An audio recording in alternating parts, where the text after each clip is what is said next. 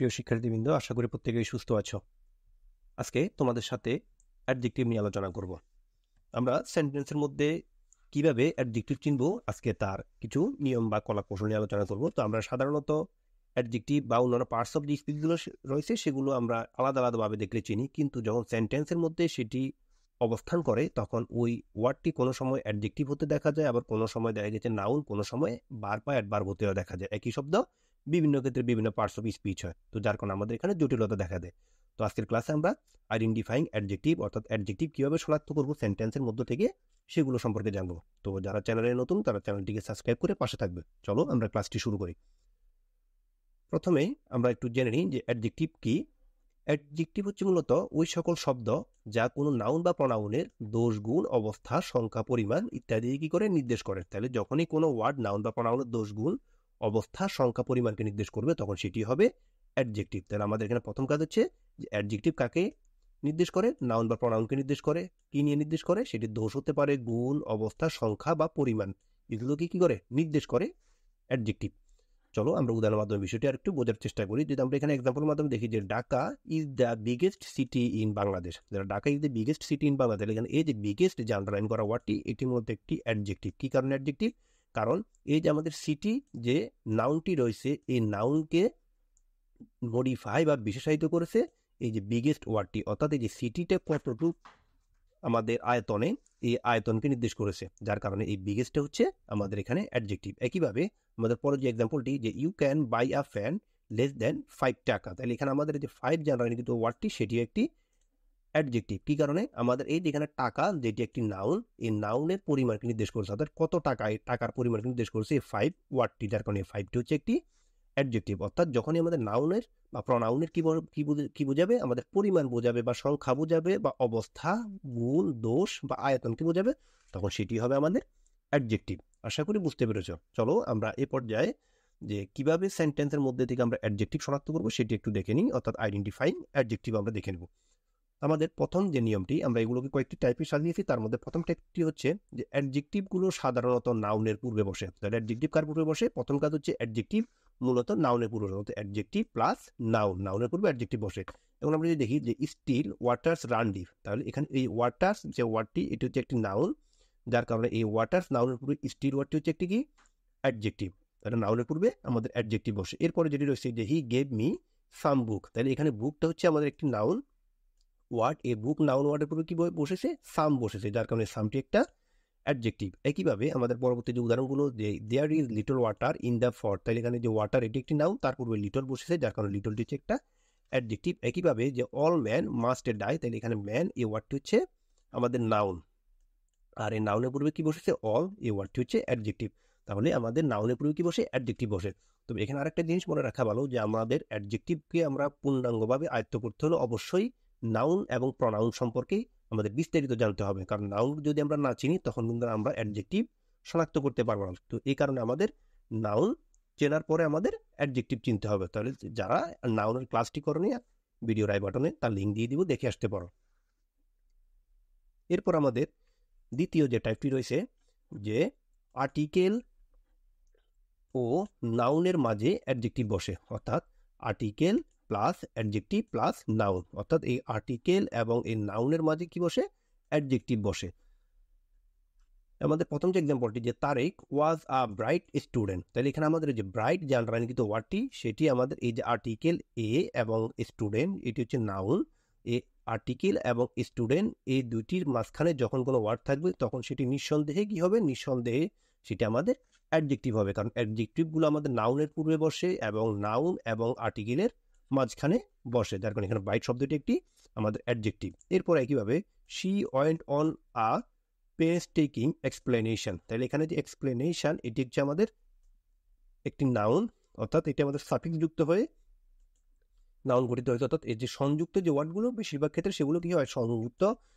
সংযুক্ত যে সাফিক্স ওয়ার্ডগুলো রয়েছে সেগুলো আমাদের নাউন হয়। তাহলে এখানে এক্সপ্লেনেশন এটি একটি নাউন, আর অনের পরে যে এ রয়েছে এটি একটা আর্টিকেল। তো আর্টিকেল এবং নাউনের মাঝখানে যদি ওয়ার্ড থাকে সেটি কি হবে? সেটি অ্যাডজেক্টিভ হবে। তাহলে এখানে পেইনস্টেকিং এটি হচ্ছে আমাদের একটি অ্যাডজেক্টিভ।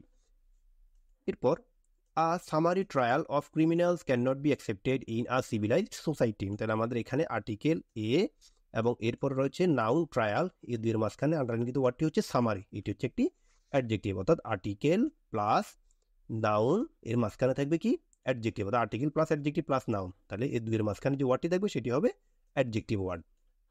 এরপরে একইভাবে রয়েছে আমাদের যে the up train is late, তাহলে এখানে আপ যে আন্ডারলাইনকৃত ওয়ার্ডটি সেটি দ্য আর্টিকেল এবং ট্রেন এই নাউন, অর্থাৎ দি এই আর্টিকেল এবং ট্রেন এই নাউনের পূর্বে আপ শব্দটি বসে, যার কারণে আপ হচ্ছে এখানে অ্যাডজেক্টিভ। একইভাবে যে the calling bell is out of order, তাহলে দ্য কলিং, এখানে দা হচ্ছে আর্টিকেল, এরপর বেল এটি হচ্ছে নাউন, তাহলে আর্টিকেল এবং নাউনের মাঝখানে কলিং বসে, যার কারণে কলিংটি হচ্ছে অ্যাডজেক্টিভ। আশা করি বুঝতে পেরেছ। এরপর আমাদের তৃতীয় যে নিয়মটি,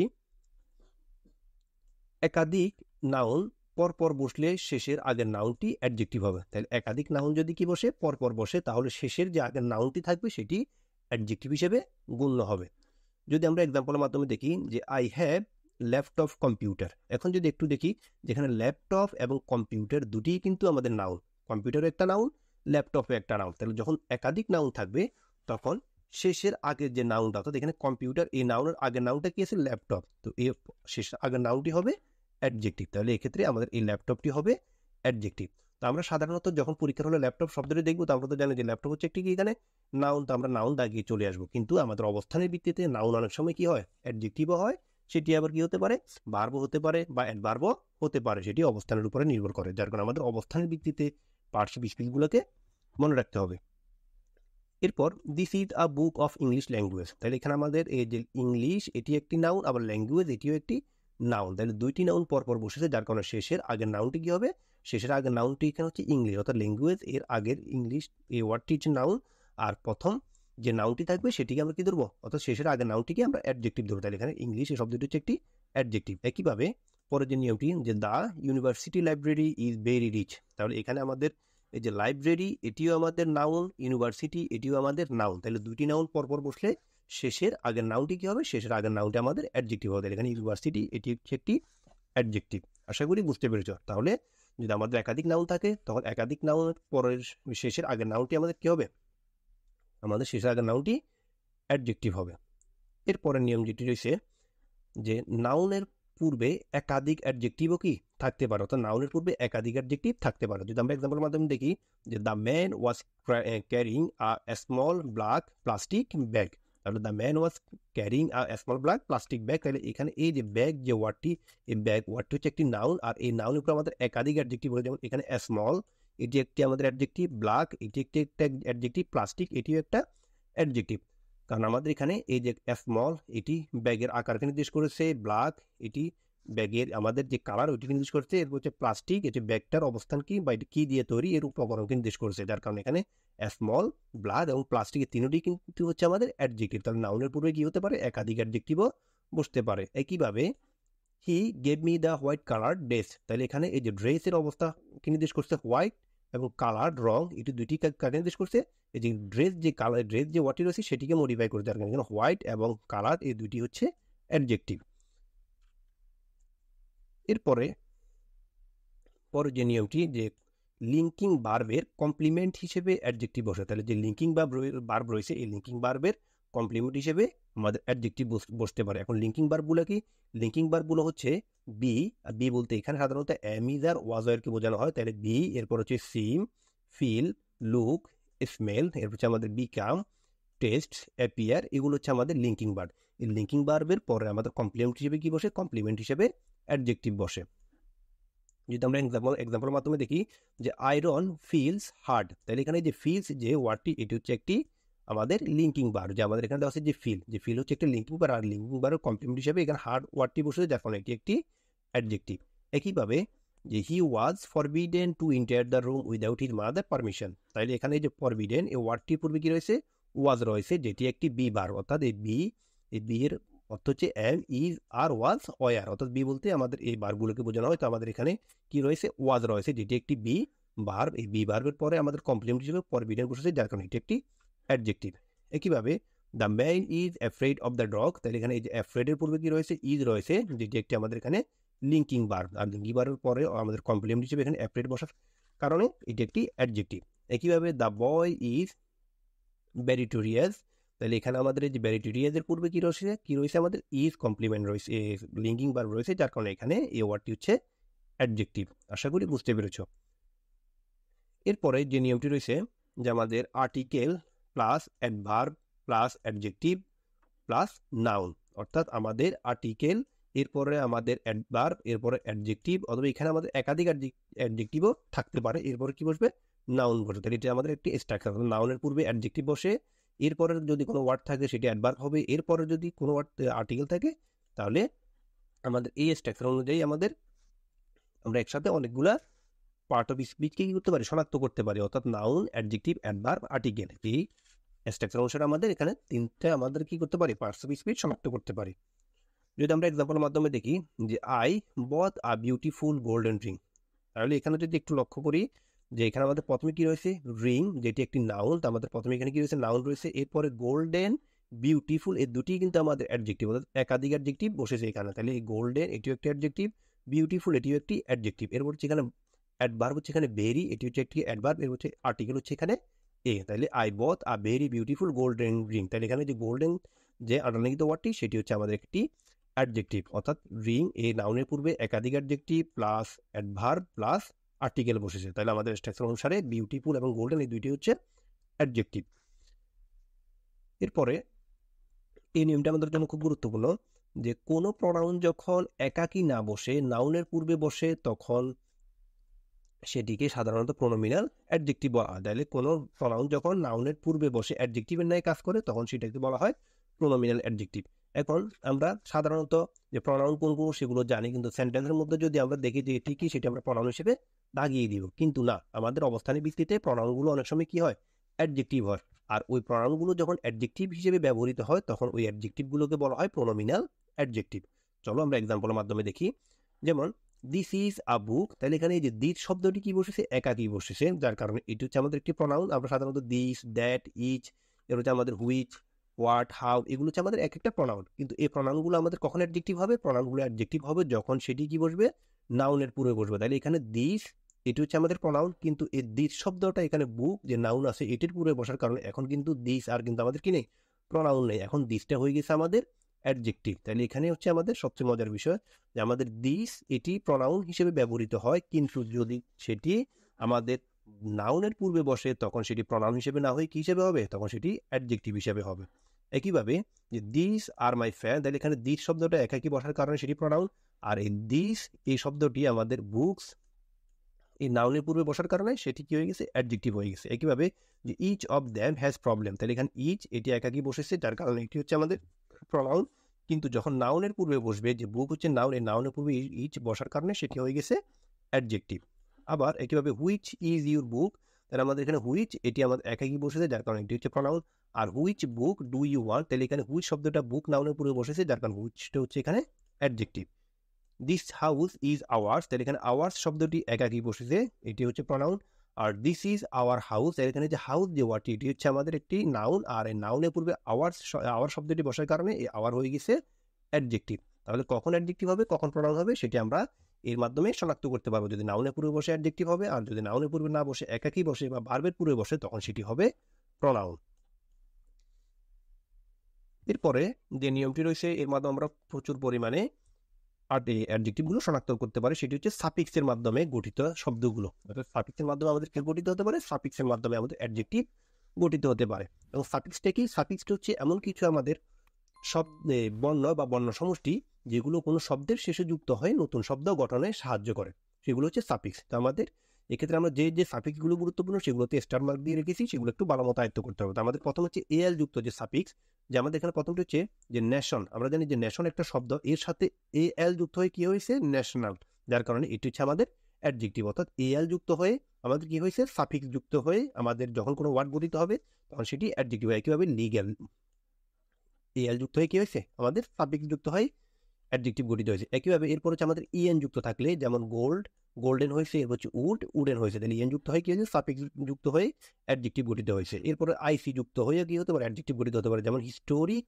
ইকোনমিক, এরপর আমাদের প্লুটোনিক, তাহলে এগুলো আইসি যুক্ত হয়ে আমাদের অ্যাডজেক্টিভ গঠিত হয়েছে। এরপর হচ্ছে অ্যাবল যুক্ত, এটি ইম্পর্টেন্ট, যে অ্যাবল যুক্ত হচ্ছে ড্রিঙ্ক অ্যাবল, মুভ অ্যাবল, অর্থাৎ এই ড্রিঙ্ক এর হচ্ছে মুভ এগুলোর সাথে কি যুক্ত হচ্ছে অ্যাবল যুক্ত হয়ে অ্যাডজেক্টিভ গঠিত হয়েছে।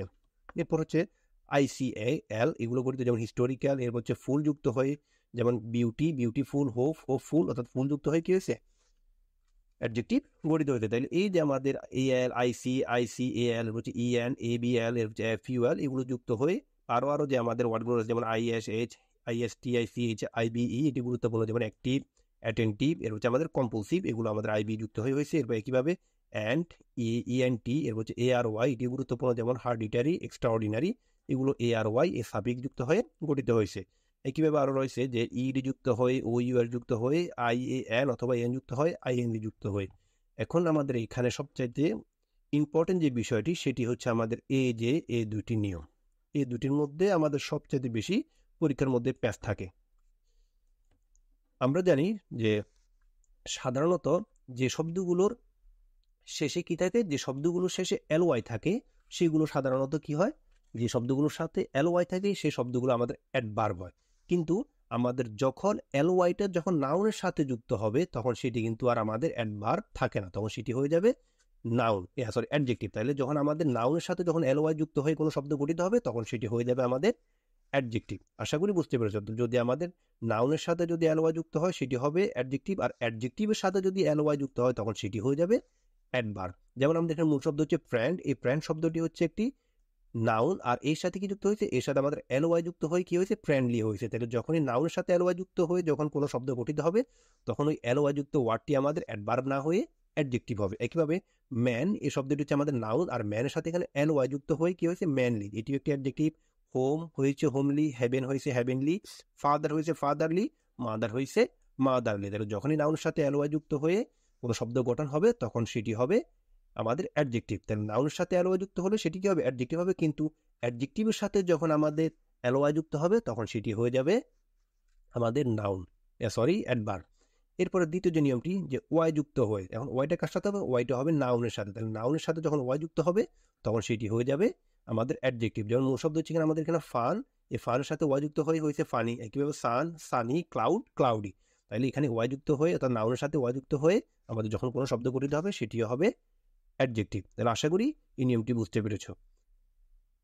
এরপরে আমাদের যে নিয়মটি রয়েছে, যে প্রপার অ্যাডজেক্টিভ, অর্থাৎ প্রপার নাউন থেকে সৃষ্ট অ্যাডজেক্টিভগুলোকে বলা হয় প্রপার অ্যাডজেক্টিভ। তাহলে প্রপার নাউন কোনগুলো, যে নাউনগুলো নির্দিষ্ট কোনো ব্যক্তি বা বস্তু বা কোনো স্থানকে নির্দেশ করে, সেগুলো হচ্ছে প্রপার নাউন। আর এই প্রপার নাউন থেকে যে অ্যাডজেক্টিভ সৃষ্ট হয় বা তৈরি হয়, সেগুলোকে বলা হয় প্রপার অ্যাডজেক্টিভ।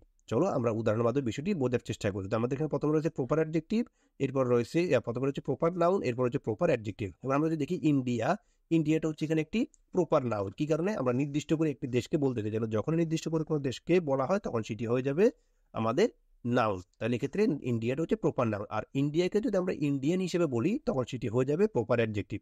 অর্থাৎ যখন জাতিকে নির্দেশ করবে, ইন্ডিয়া কিন্তু এখানে একটি দেশকে নির্দেশ করবে, দেশ না বুঝি যখন জাতি অর্থে বোঝাবে, তখন সেটি হয়ে যাবে আমাদের প্রপার অ্যাডজেক্টিভ। তাহলে ইন্ডিয়া হয়ে গেছে ইন্ডিয়ান, যার কারণে এটি আমাদের প্রপার নাউন থেকে প্রপার অ্যাডজেক্টিভ হয়েছে। একইভাবে আমেরিকা, এখানে এটি একটি প্রপার নাউন, যার কারণে আমাদের এটি নির্দিষ্ট করে বলা হয়েছে। আর আমেরিকাকে যখন আমরা আমেরিকান বলি, তখন আমরা আমেরিকান কোনো বাসিন্দা বা আমেরিকান জাতিকে নির্দেশ করি, যার কারণে এটি হয়ে যাবে আমাদের প্রপার অ্যাডজেক্টিভ। একইভাবে এশিয়া, এশিয়ান, এরপর আমাদের এখানে বাংলাদেশ, বাংলাদেশি, জাপান, জাপানি, এরপর চায়না, এরপর এখানে চাইনিজ। তাহলে এগুলো আমাদের হচ্ছে প্রপার অ্যাডজেক্টিভ, প্রপার নাউন, আর এই পাশেগুলো হচ্ছে আমাদের প্রপার অ্যাডজেক্টিভ। তো আশা করি বুঝতে পেরেছো। তো আজকে আমাদের ক্লাস অতটুকুই ছিল। তো ভিডিওটি যদি ভালো লাগে, চ্যানেলটিকে সাবস্ক্রাইব করবে এবং ভিডিওটিকে একটি লাইক দিয়ে যাবে। তো পরবর্তী ক্লাসের আহ্বান জানিয়ে আজকে এখানেই বিদায় নিচ্ছি। সবাই সুস্থ ভালো থাকবে। আল্লাহ হাফেজ।